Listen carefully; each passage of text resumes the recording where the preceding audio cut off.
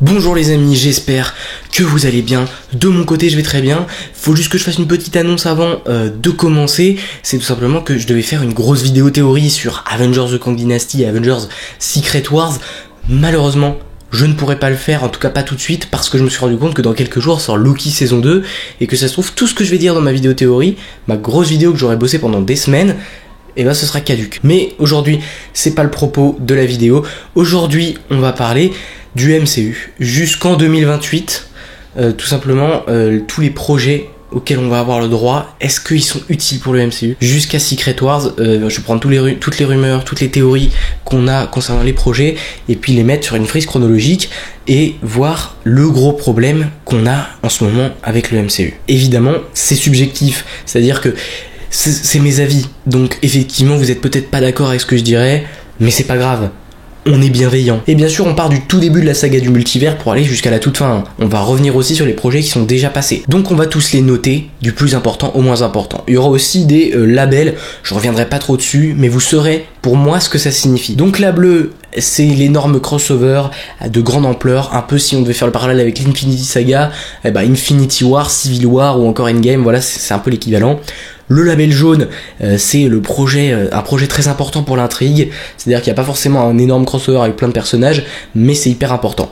Le label rose, c'est un projet qui aide à la compréhension d'un autre projet, mais il est lui-même pas un très gros projet, mais il aide à la compréhension d'un plus gros projet. Et puis le label vert, c'est un projet qui peut introduire un concept intéressant. Et puis pour le label blanc, c'est pas forcément un projet nul, hein. C'est un projet dont le MCU aurait pu se passer et où tout l'argent qui a été déversé pour ces projets aurait pu être concentré sur un truc pour faire un projet bien, tu vois. C'est vraiment un truc vraiment pas très utile pour le MCU, où on pourrait s'en passer du moins. Voilà, donc on va commencer, c'est parti, avec l'année 2021, première année de cette multiverse saga. On a eu donc WandaVision, qui pour moi est une très bonne série, mais aujourd'hui on va pas parler de la qualité des séries ni des films, on va parler tout simplement de leur importance pour le MCU. Et pour moi c'est un label rose, c'est-à-dire que ça sert effectivement pour la compréhension de Multiverse of Madness, pour Doctor Strange 3, pour Secret Wars. Vous voyez, c'est toute une série d'événements. Puis Wanda qui sera sûrement une protagoniste de Secret Wars et de ce Kang Dynasty, son arc en fait passe par là, donc c'est assez utile en fait. C'est pour ça que les 5 étoiles sur 6 d'utilité, en fait c'est les étoiles pour noter l'utilité tout simplement. Pour Falcon and the Winter Soldier, elle est bien cette série, mais en vrai on pourrait s'en passer. Ça pourrait être l'intro d'un Captain America 4. On part vraiment d'une optique de qu'est-ce qui est fondamentalement utile, fondamentalement important pour la compréhension de la suite. Donc pour Loki, c'est 5 étoiles bien sûr, avec la TVA, les variants, le multivers, voilà, tout un tas de choses, même Kang, dont on nous introduit dans cette série. Donc c'est tout à fait logique d'avoir 5 étoiles pour cette série. En revanche, Black Widow, il y a eu des choses mal faites avec ce film. Il avait tellement plus de potentiel que ce qu'il a montré, mais c'est surtout, effectivement, beaucoup le disent, mais il arrive bien trop tard. Elle a fini son arc déjà, elle est morte, donc ça n'intéresse plus personne. Je mets que 2 étoiles pour Yelena Belova et Red Guardian, qui reviendront sûrement dans Thunderbolts, même à coup sûr, puisqu'ils l'ont annoncé. Donc voilà, ça tisse quand même des petits trucs, mais en vrai, on aurait pu s'en passer. C'est pour ça que le label blanc, voilà. Ensuite, What If. Alors pourquoi j'ai mis 5 étoiles, ce qui peut paraître beaucoup pour juste une petite série d'animation dont personne n'a vu, parce que je trouve que c'est bien. Ça nous introduit le multivers d'une manière assez intéressante, et ça permet de rappeler aux gens la base du multivers. Pourquoi les réalités, etc. Donc dans cette saga du multivers, on a besoin d'un projet un peu comme ça, explicatif de ce qui est le multivers, pour les gens qui connaîtraient un peu moins ou s'intéresseraient moins. Pour Shang-Chi, pour le moment j'ai mis 3 étoiles. En réalité, ce film pour l'instant est OSEF dans le MCU. Alors s'il y a une utilité des 10 anneaux liée avec Kang ou liée avec les bracelets de Kamala, on verra plus tard, effectivement là il peut servir. C'est pour ça que j'ai mis 4 dans le doute. Je lui mets 4, on ne sait pas, mais Shang-Chi pour un film lié au MCU, tu vois, il est un peu isolé, donc il est un peu OSEF pour le MCU. Mais j'ai mis ça à 3, tout comme Eternals d'ailleurs. Eternals, 2 étoiles, pourquoi ? Parce que les conséquences d'Eternals, on les voit pas, elles sont pas impactantes directement, ce qui était le cas avant.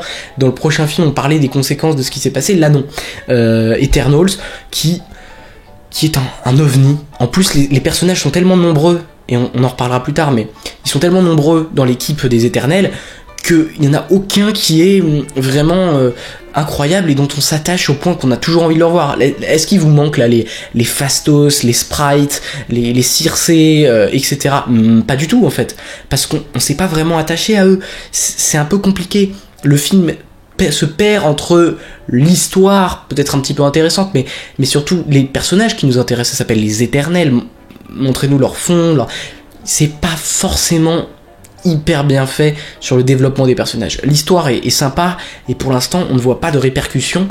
C'est pour ça que j'ai mis 2 étoiles. Mais sinon, voilà, on ne parle toujours pas de la qualité des films. Hawkeye, cette série, autant vous dire que ce que je pense de cette série, c'est qu'elle est vraiment bien pour une série good vibes de Noël et tout avec Hawkeye. Mais pourquoi avoir fait ça?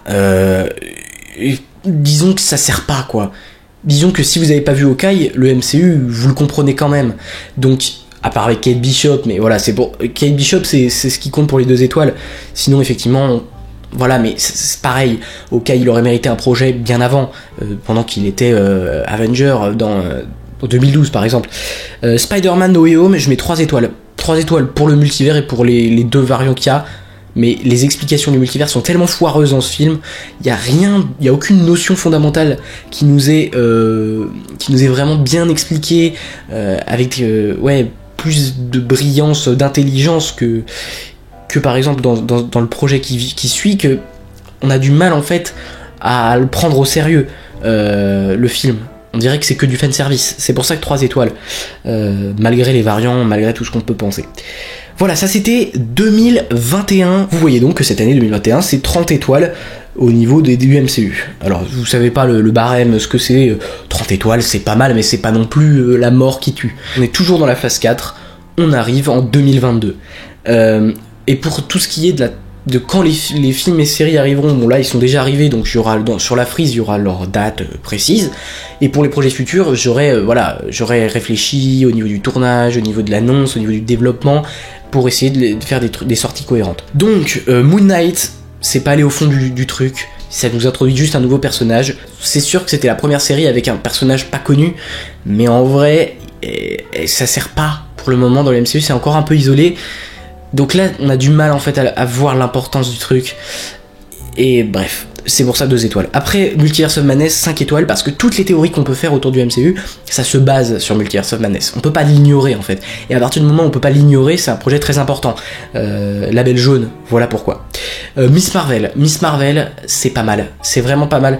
C'est une nouveauté, c'est une fraîcheur, mais une nouvelle fois, qu'est-ce que ça apporte ? Les bracelets qui seront fouillés dans The Marvels.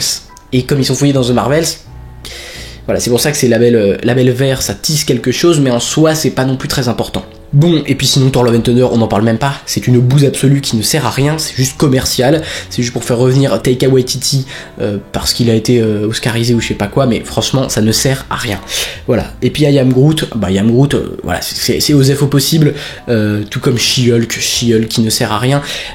Vous avez un personnage qui s'appelle Hulk, qui commence à être vieillissant, qui aura plus beaucoup de temps de développement. Pourquoi faire She-Hulk maintenant en fait ? Faites-la plus tard. Là vous auriez pu faire une série Hulk en fait. Mais c'est ça qu'il faut se dire en fait. Donc She-Hulk c'est du gâchis. Et même ce qui a été fait, même si on prend en compte que c'est She-Hulk et tout, mais c'est mal fait, tout est mal fait. Donc 1 étoile, pareil pour All by Night. Alors j'adore l'originalité du projet, le fait que voilà, c'est un nouveau vent frais. Malheureusement, ça ne sert pas à grand chose pour le moment. Wakanda Forever, 2 étoiles, mis à part le deuil de Chadwick Boseman, en vrai, c'est pas un film qui va avoir une importance énorme. Alors peut-être sur les enjeux géographiques, sur le fait qu'il y a Namor et sa tribu qui vont peut-être avoir... Voilà, Talokan va peut-être avoir un rôle important par la suite, mais... Voilà, je pense qu'on n'ira pas au-dessus de 2 étoiles en lien avec les films Avengers, sachant qu'il y aura plus de combat au Wakanda, je pense, sinon ça fera redite. Voilà, peut-être un combat à Talokan, pardon, mais voilà, je pense pas que ce soit très clivant. Je sais pas ce que ça veut dire, mais c'est pas grave. Puis les Gardiens de la Galaxie, Holiday Special, le Special Presentation, sert à rien. Je pense que c'est un des projets du MCU qui sert le moins ces dernières années. Alors, bien sûr, on est heureux de revoir nos gardiens, mais une étoile, label blanc, je pense que voilà, c'est obligatoire sur ce projet-là en tout cas. Voilà ce quoi ressemble la phase 4. Elle cumule 48 étoiles au total, ce qui est, vous allez le voir, pas si fou, mais c'est pas si mal non plus. Mais honnêtement, quand vous voyez cette phase, vous vous dites, mais c'est un peu moisi quoi. Et effectivement, si vous regardez les autres phases du MCU, la première, la deuxième ou encore la troisième, ah, c'est bien meilleur, il y a bien plus de qualité dans les projets, enfin, ça se voit en fait. Et puis, ouais, là, est-ce que ce serait pas, bon après on n'en parlera pas aujourd'hui, mais ce serait pas Disney Plus qui a plombé Marvel Studios, en fait, en forçant, en fait, étant donné qu'il y a plusieurs, voilà, séries à sortir, plusieurs projets, ça force, en fait, Marvel Studios à agir tout le temps, et donc Kevin Feige, le producteur principal, a tout le temps vérifié les projets, et donc il se consacre pas forcément à un seul, et du coup, c'est contre-productif. Donc ça, c'est 2021-2022. Voilà, un an de Marvel, et c'était pas incroyable, mais il y avait quelques bons projets, voilà, Multiverse of Madness, WandaVision, Loki évidemment, quelques bons trucs, quelques idées, quelques propositions comme Werewolf by Night, comme Eternals et tout, mais voilà, c'est pas incroyable non plus. Maintenant on va passer à la phase 5 qui commence avec 2023. Alors on commence avec Quantumania, effectivement vous allez dire, mais t'as mis 5 étoiles sur 6 ?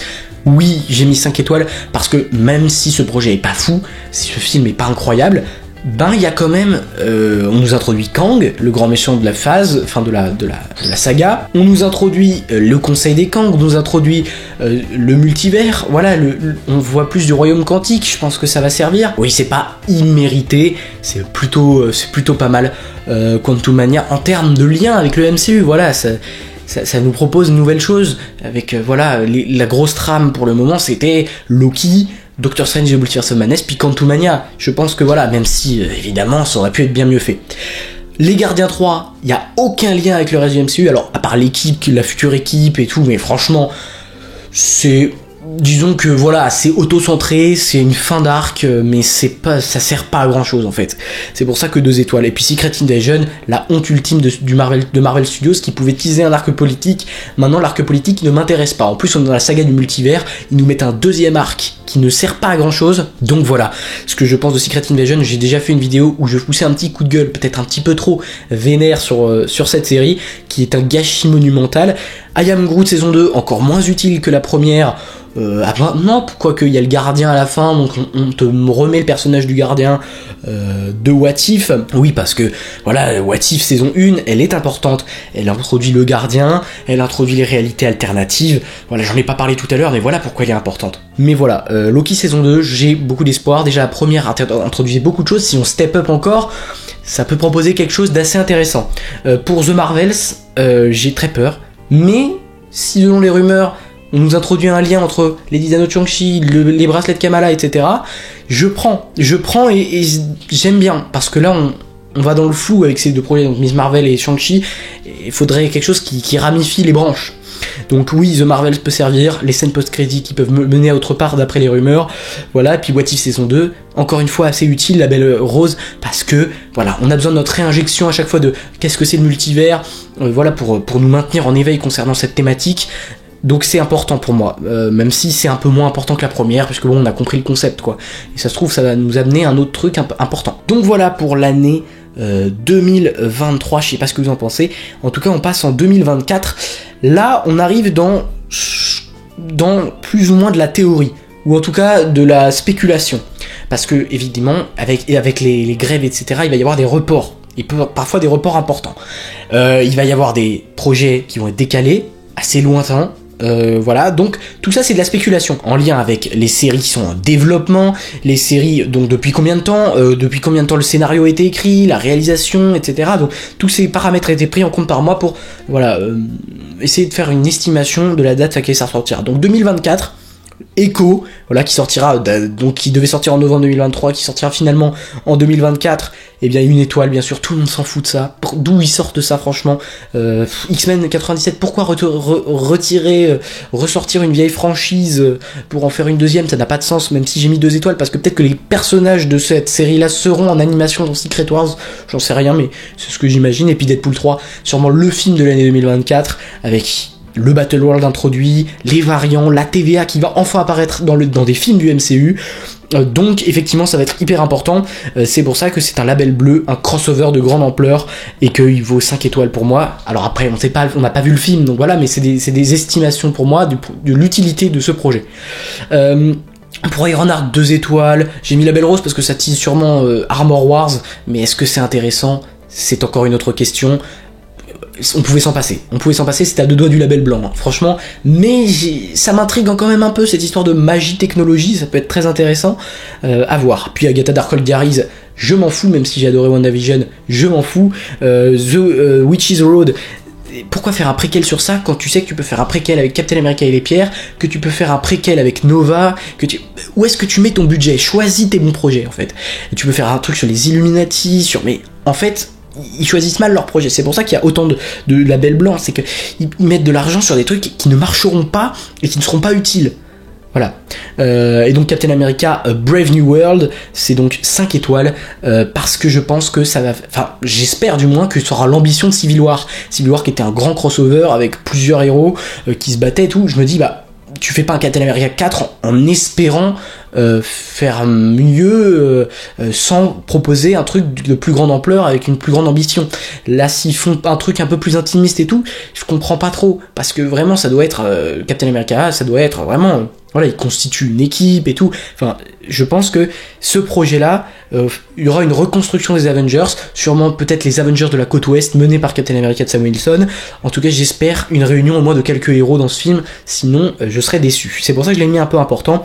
Et puis 2024 récolte 18 étoiles, ce qui est pas fou, vous voyez, 2024 ça va être un peu le ventre creux, avec toutes les grèves et tout, il va évidemment y avoir des reports, on en parle juste après, mais voilà, pour 2024. Alors, je vous mets la phase 5 ici, évidemment vous voyez également les projets de 2025, mais je en parlerai juste après. Voilà, donc vous voyez les différentes dates que j'ai mises, c'est plutôt... Alors, pourquoi Deadpool 3 serait maintenu en mai, malgré les grèves, malgré les multiples mois de grève? Parce que il y a eu une officialisation que le tournage est arrivé à la moitié, donc ils ont fait un peu plus d'un mois et c'est déjà la moitié, donc plus un mois, si ça reprend par exemple en décembre ou en janvier, ça passera pour mai.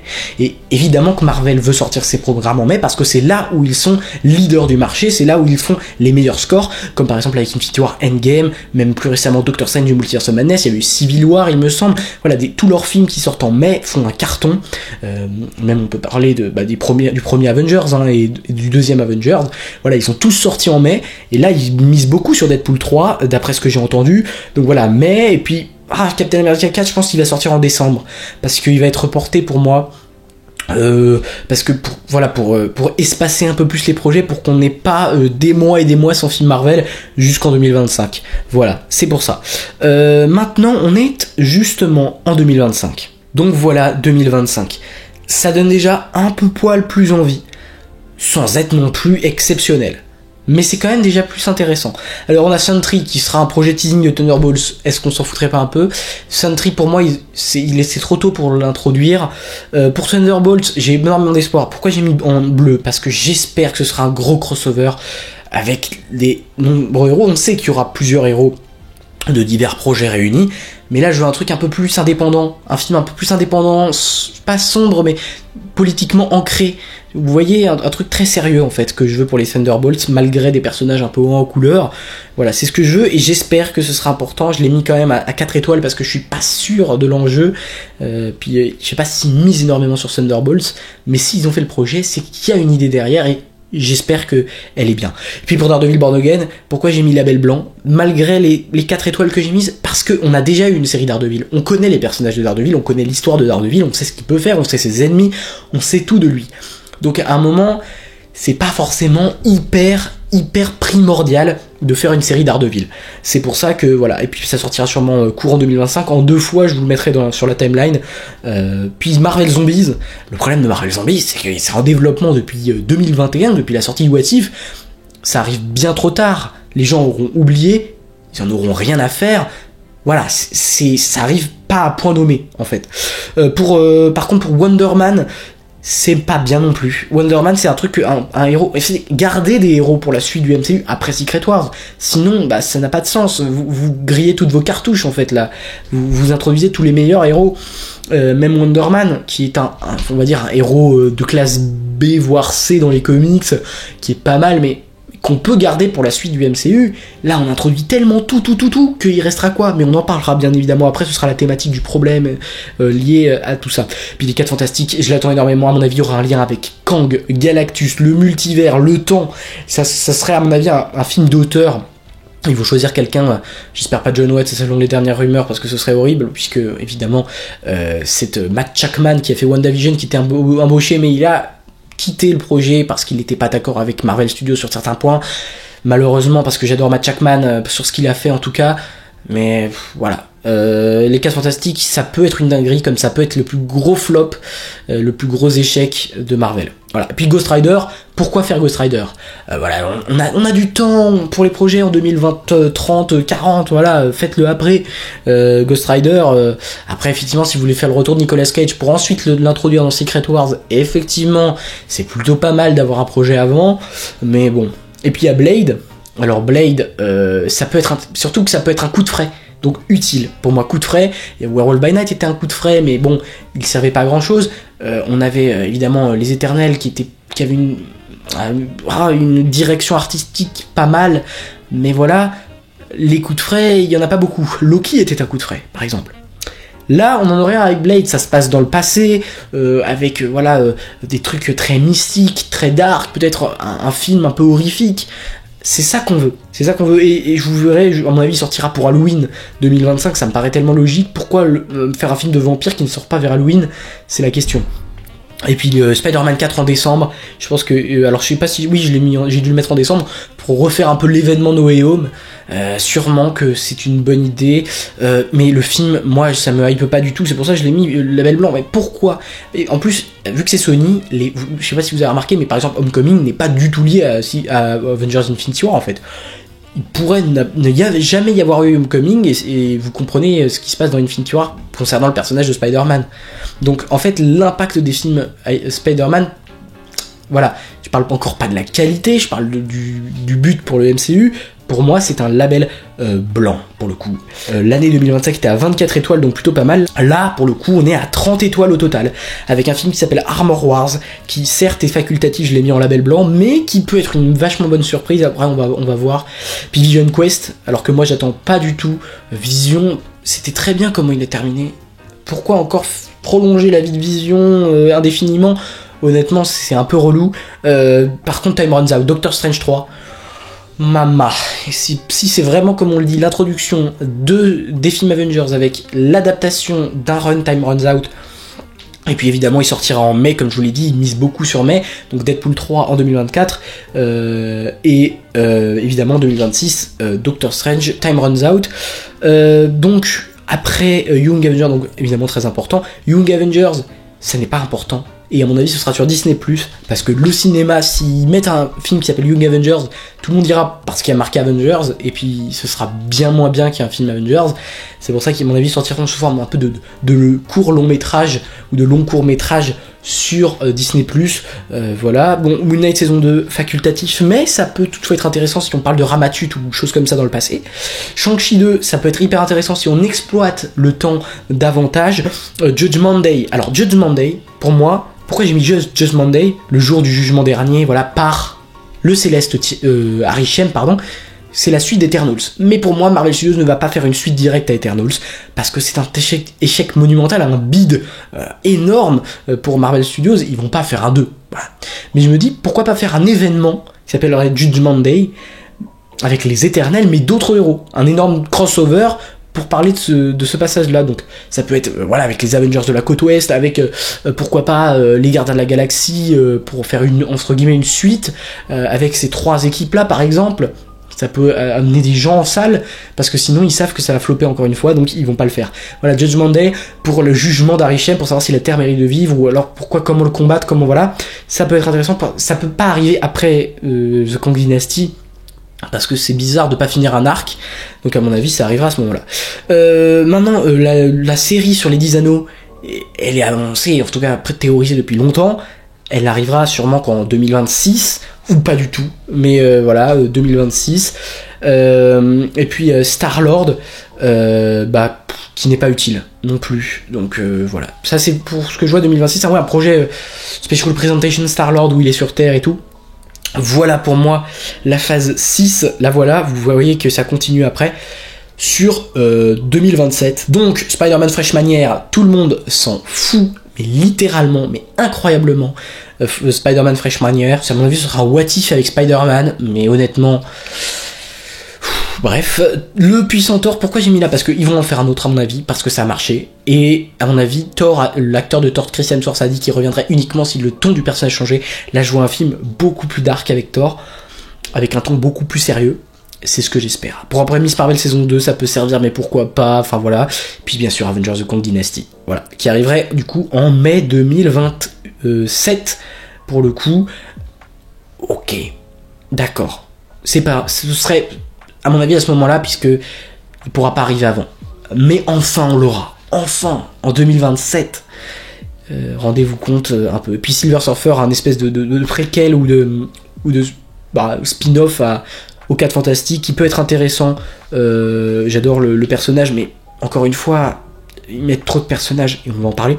World War Hulk, je vois un truc avec par exemple sur le Battle World tous les Hulk qui se livrent une guerre par exemple, ou un truc qui se passe sur le Battle World d'après les rumeurs et tout. Ce serait important, intéressant d'avoir un truc qui en fait se passe entre les deux films Avengers, qui serait inédit par rapport à tout ce qu'on a eu dans le MCU, parce que évidemment entre Infinity War et Endgame c'était que des films qui se passaient avant les faits, donc en fait qui ne servaient pas à l'intrigue. Là je parle d'un film qui peut avoir une conséquence évidente sur les films.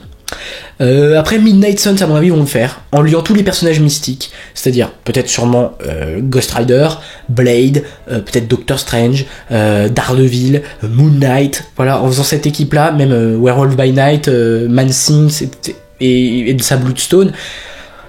Oui, je valide. C'est pour ça que je l'ai mis d'ailleurs en Halloween, septembre. Enfin, il peut sortir un peu avant, mais en 2027.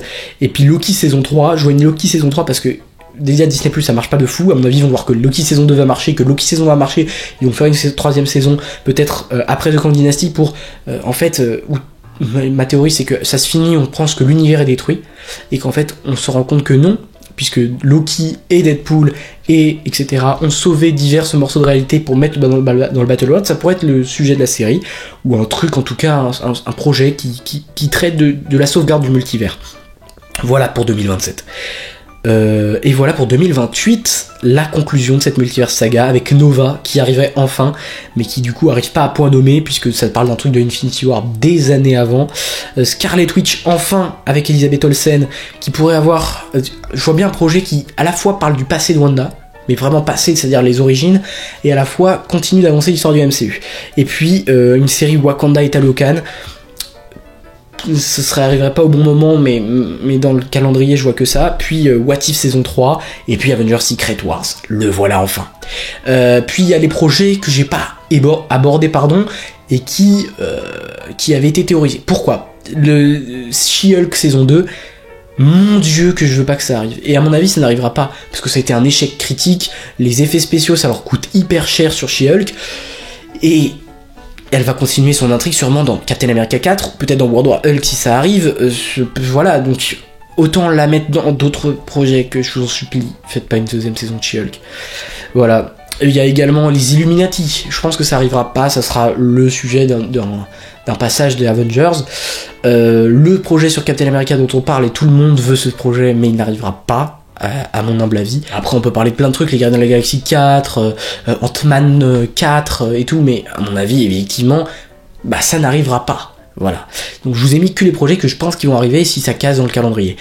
2028, Secret Wars 2028, la conclusion de la multiverse saga arrivera 9 ans après celle de l'Infinity saga, et on va parler du problème tout de suite, le problème qui se pose avec tout ça. En revanche, donc voilà, vous voyez la frise de la fin de la phase 6, voilà, avec mai 2028 en conclusion. Là, vous avez toute la frise. Je vous mets peut-être un lien en description avec un Google Drive ou un truc où vous pouvez récupérer la frise parce que je la trouve intéressante.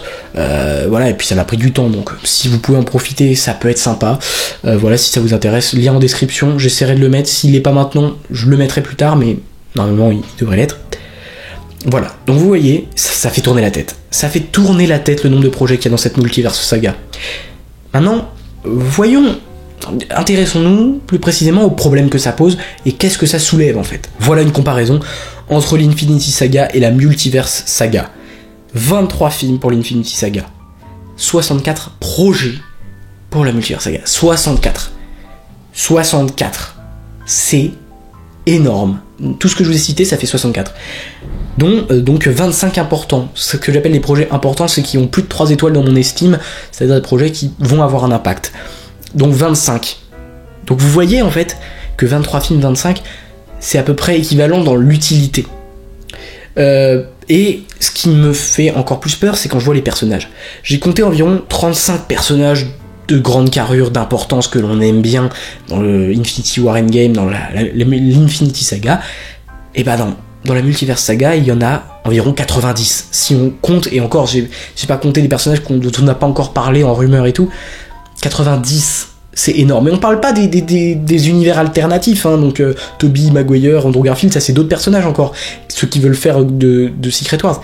Mais comment tu vas développer tout ce monde-là dans un film ?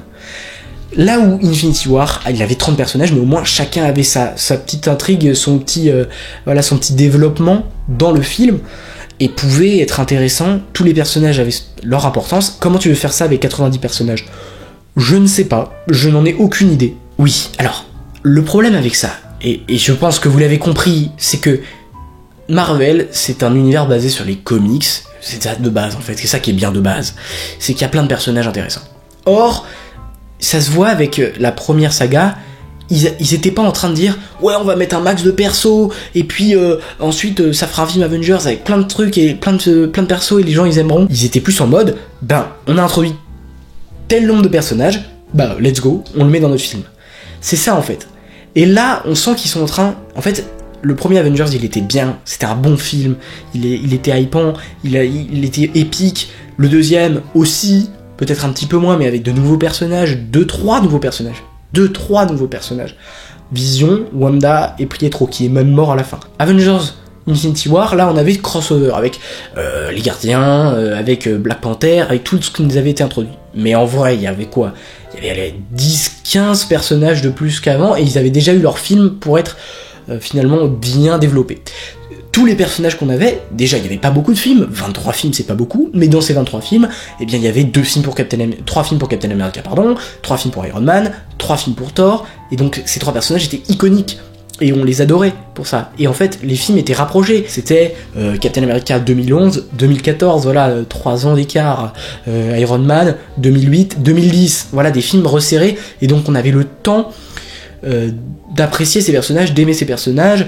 On avait, même à travers les films Avengers, il y avait des développements dans les films Avengers qui a fait rendre des personnages comme Hawkeye, Black Widow, qui apparaissaient que dans ces films-là, des personnages légendaires.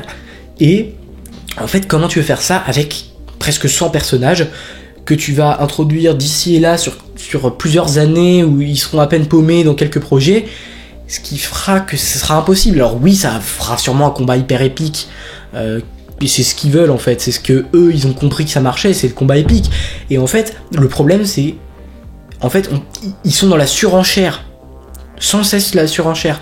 Ils se sont dit, ok, Infinity War c'était le plus gros projet, avant ils avaient dit Avengers 2 c'est le plus gros projet, Endgame ils sont encore step up, ils ont encore level up avec un projet, avec un combat final énorme.